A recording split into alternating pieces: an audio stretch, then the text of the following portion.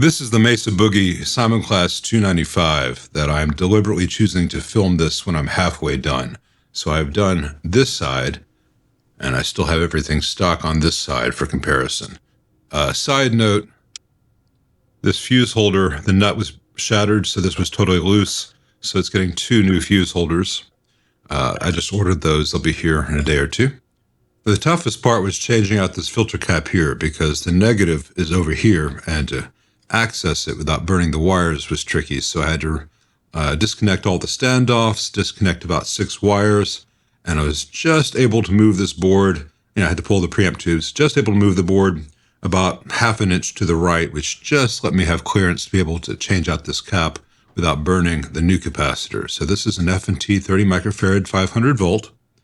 It is siliconed in place, good solder joints, tricky to access because of the Mesa layout, but other than that, pretty straightforward. 2 150K balance resistors across the series capacitors here. I changed those out preventatively. This 22K, all these were carbon comps, 1 watts. This 22K here was bad, so it has been changed out. And you can see here the 2.7Ks and the 510 ohms have been changed out. These are all 2-watt metal oxides. Now, I prefer to use a different series of resistor for this typically, but this 510 ohms was not available in my preferred series by Vishay. So I went with these. I believe they're Koa Spears. They might be Zycons. I don't recall. Anyway, I had them. They're all the right values. So 2.7K, 510, 2.7K, 510, and then the 150K, 150K, and 22K there. It's all pretty straightforward. Now, these resistors cost an awful lot less than 1-watt carbon composites, and they are infinitely better resistors than the old carbon composites. So it makes no sense that Mesa uses the old stuff. They actually use 2 watts for the screen grids. These are also 2 watts. But there is no magic that these carbon composites give you in terms of sound versus the metal oxides here. These are just unreliable. They drift. They like to catch on fire. Remember, this 2.7K was totally toast when it came into us. Now, one potential issue with this amp, which I will confirm once I power this up, once the other side's done, is that Mesa uses 400 volt caps here on the output plates of the phase inverter. Now, these are 0.22 microfarad or 220 nanofarad caps.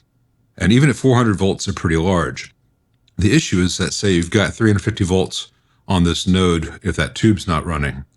If, say, if a tube were to fail, you have 350 volts potential there, and then you have a bias of negative 50 volts. Well, right there, you're at 400 volts. If the bias is negative 53, if the voltage at this node goes up to 470, you will exceed 400 volts, and that happens a lot in Mesas. And when that happens, these caps begin to leak DC, and your bias drifts, and things burn. I have here a 600 volt rated orange drop, 220 nanofarad, and it is physically much larger than the 400 volt version. And critically, the lead spacing, which I'll roughly do for you here. About where it is on the board, is much larger. So you end up with a big kink here and a big kink here, and they're not very well supported. So if these caps are bad, well, I could use these. I think I would probably order some Panasonic ECQs.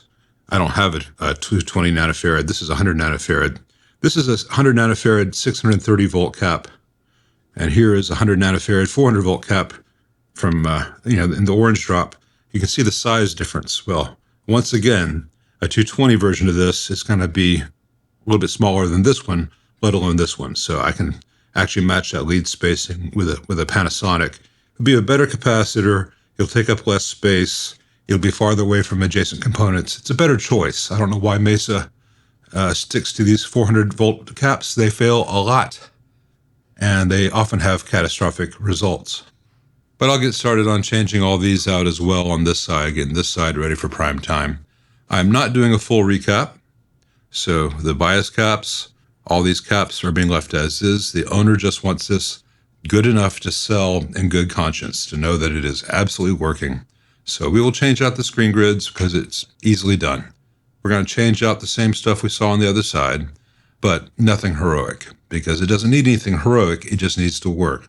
But in general, if one of these old caps fails, it's time to replace them all. So if this were going to be kept by this owner, I would have urged him to have all of them changed out, but that becomes a very expensive proposition. This is a very expensive amp, and the cost of ownership every 20 years can be quite a bit. But such is the price for having a big old SimulClass 295.